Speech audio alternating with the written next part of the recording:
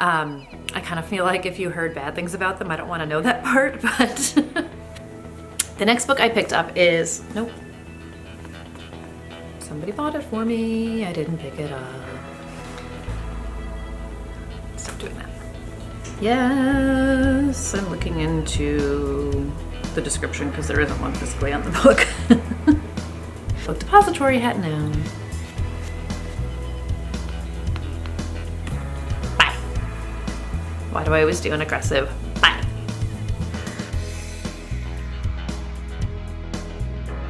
Hi everyone, I'm Audrey and welcome back to Chapter and Converse. If you're new here, welcome to the channel, and if you are returning, thanks for coming back. So today's video, pretty straightforward. I'm just gonna talk about the books that I got for Christmas. These are all books that I wanted, so I'm psyched about all of them. The only tricky part is going to be deciding which one to read first. So in no particular order, let's just dive right in. The first book I got is The 7 Deaths of Evelyn Hardcastle. Now, this is the UK version, and you'll notice a theme here. A lot of these are from Book Depository, partially because I specifically wanted the UK covers and partially because there were books that I couldn't get here. So in the US, this is The 7.5 Deaths. So same book, slightly different title, have no idea why. But this has been kind of everywhere this year, and I feel like some people loved it, some people didn't love it. I'm excited about it. And basically this woman, Evelyn, is killed over and over and over again. And it is our protagonist's job, Aidan Bishop, to save her life and figure out why. So he kind of spends a day in different people's bodies of people who maybe could have killed her. So he kind of has a 24-hour cycle and then wakes up in someone else's body. And the cycle doesn't stop until he figures out what happened. So murder mystery meets Groundhog Day. I'm curious. I think it's going to be a good one, so I'm excited to dive into this. It should also go without saying that I think all of these are going to be good ones, or I wouldn't have asked for them, so I'm going to just eliminate that from my description of these books going forward. The next book I got is Clean by Juno Dawson, and this book has the coolest kind of rose gold metallic cover, and I'm a little scared that I'm blinding people with it because it's reflecting off of the light there, so I'll spare you the pain of that. But this book is a YA book, which I didn't actually realize when I had first found it, but I do love me some high school, so I'm totally game for this, and it's pitched as Gossip Girl Goes to Rehab, so check and check, I'm down. And this book is about a girl named Lexi. So she almost overdoses, kind of thinks she's hit rock bottom, and then winds up in rehab and realizes like that's actually rock bottom, is being in rehab. So this is a book about her addiction, her recovery, kind of the people she meets in there, you know, kind of the only way to go is up. So it just sounds like a good book. Obviously, otherwise I wouldn't have picked it. But it just sounds like fun. I'm excited to just sort of delve into it. And I don't know why I like a book about rehab, but I mean, I loved Girl Interrupted. You'll see kind of in my December recap, there's a book about somebody in rehab, and I don't know what it is, but here we go. Another addiction recovery story. The next one won't be foreign to anybody. This is Eleanor, Oliphant is Completely Fine by Gail Hunneman. And one of the reasons I wanted the Book Depository one is because this is the most beautiful cover, right? And I didn't even realize it when I saw it on the website, how cool like the metallic stars and everything are. So if I want to read a book, that's one thing. But if I'm going to get it, I want to get the coolest cover out there. And that's what I think this one is. But I don't think anyone is a stranger to this book. And poor Eleanor, who it sounds like she leads this kind of mundane, routine, simple life. And she drinks a ton of vodka on the weekends and doesn't really have any friends and doesn't really have much kind of going on.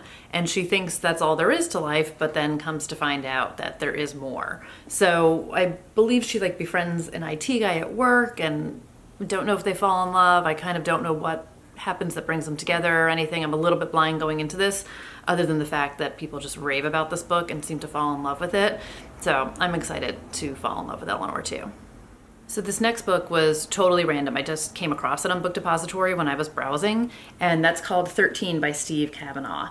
And kind of the tagline on this is, "The serial killer isn't on trial, he's on the jury." I think that sounds pretty cool. And that's kind of all I needed when I was reading about it. But basically our main character, it's like he's been preparing his entire life for this, and it's the trial of the century, and I'm guessing it's the murder of the century, and he has himself a front row seat, which is on the jury.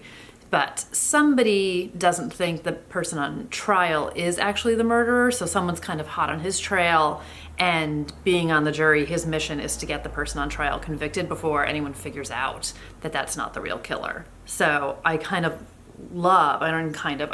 love the concept of this, and having the sinister insider on the jury. And I don't know if anyone's ever done jury duty before. I've been called twice. Thank God I didn't wind up on a trial. But thinking about all those people that you're in the room with, and if you're on the trial and one of those people is actually the one who committed the crime, I just think this is like a genius book idea. So I have a feeling I'm going to read this pretty early in 2019. Next up is The Word is Murder by Anthony Horowitz. And, hi, free bookmarks.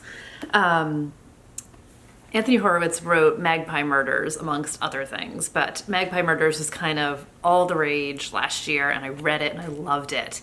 And if anyone hasn't read it, no spoilers, but kind of he puts a creative kind of twist on the crime novel. So what he did is he put a novel in a novel, and it is kind of a more old school mystery, kind of in the vein of Poirot.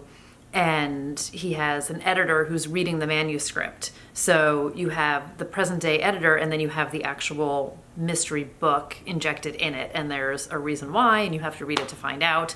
But super creative. I loved it. So I was really excited to get his next book. And what he's done in this one, this has nothing to do with Magpie Murders, is a woman is strangled 6 hours after organizing her own funeral. So did she know she was going to die? Did she recognize her killer?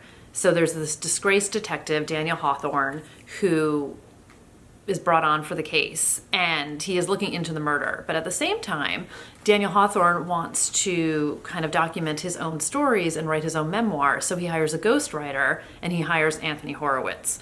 So Horowitz puts himself into the book and kind of makes himself the Watson to Hawthorne's Holmes, and they form an unlikely friendship and partnership, and Anthony Horowitz, this writer, is brought into this mystery that Daniel Hawthorne is trying to solve. So I think it's really interesting. I think it's pretty funny that he's putting himself in the book, and I'm curious to see sort of how he does it, and sort of, you know, how he presents himself kind of tongue-in-cheek. So I think this is going to be a really interesting read, and I'm excited to have picked it up, or had it picked up for me. The next book I got is Guess Who by Chris McGeorge, and this is a debut novel with, I think, an extremely cool concept of 6 people locked in a room and a dead body in the bathtub, and somebody's a killer, and they have to figure out who. So our main character, Morgan, was kind of like a child detective prodigy. He solved his teacher's murder when he was 11, and everyone thought it was a suicide, and he figured out that it was a murder, and apparently sort of parlayed his talents into a TV show called like The Great Detective. So he's just this famous detective, and poor Morgan wakes up in a hotel room, handcuffed to a bed with these 5 strangers who are a waitress, a cleaner, an actress, a lawyer, and a student. And there's no way out. There's a body in a bathtub. Apparently all of those people had a connection to the body in the bathtub. And Morgan needs to figure out who killed them in 3 hours. Otherwise, they're all going to be dead. I'm excited for this. I think this is so cool. So the rules are not simple. The rules are simple. The game is not. So you have to figure out who done it. Otherwise, you're all dead. The next book I got is another one that's been everywhere this year, and that's The Wife Between Us by Greer Hendricks and Sarah Pekkanen. And I'll be honest, I don't know a ton about this book, and when I'd originally heard about it, I kind of was passing on it, but then more and more I was hearing people say amazing things about it, and I just got really curious. So I know it's something, there's a love triangle, there's an ex-wife, there's, I think, the new woman who's going to marry her ex-husband, and it's what all happens between them. I honestly don't know too much about it, and there's not much online, and I'm fine with that because it's supposed to be, I mean, I hate these comparisons, Gone Girl, Girl on the Train type of things, but it's supposed to be twisty, it's supposed to be shocking, it's supposed to be really well done. So I'm just excited to read it and give it a go and see what all the chatter's about and find out what the heck the book is about, because I kind of have no idea. And for my finale, I got 9 Perfect Strangers by Liane Moriarty. And I love her. I mean, I've only read a few of her books and I have more to go, but I really enjoy her writing. I enjoy her characters. I just think she's a great writer. And lots of people were saying, like, don't expect this to be Big Little Lies because it's not like that. And like, that's fine. The last thing I want to do is read the exact same book by an author or the exact same formula by any authors, but I want their books to be different. That's kind of the whole point. And I don't know too much about this. I know that like 9 Perfect Strangers wind up at kind of like a health and wellness center retreat, and it's like miles from everywhere and no cell phones and no access to anyone, and they're all supposed to come. They want to decompress. I can relate to being psychotically stressed out and just needing to unwind for a few days, but it sounds like something not so on the up and up maybe is happening at this place.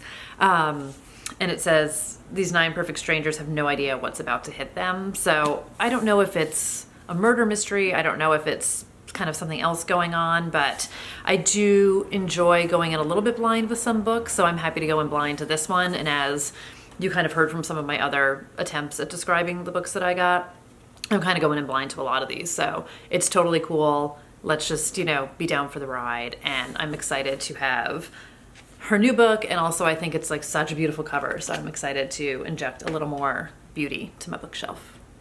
So that is my Christmas in books, and I'm excited for all of them. Like I said, these were all books that I wanted, so I'm so thrilled to get them. I feel so lucky to be able to get them, and for people to buy me books because they know that that's what I love, and for people to actually ask what books I want so that they for sure get me things that I'm interested in. So I would love to know if you guys have read any of these books and what you thought of them.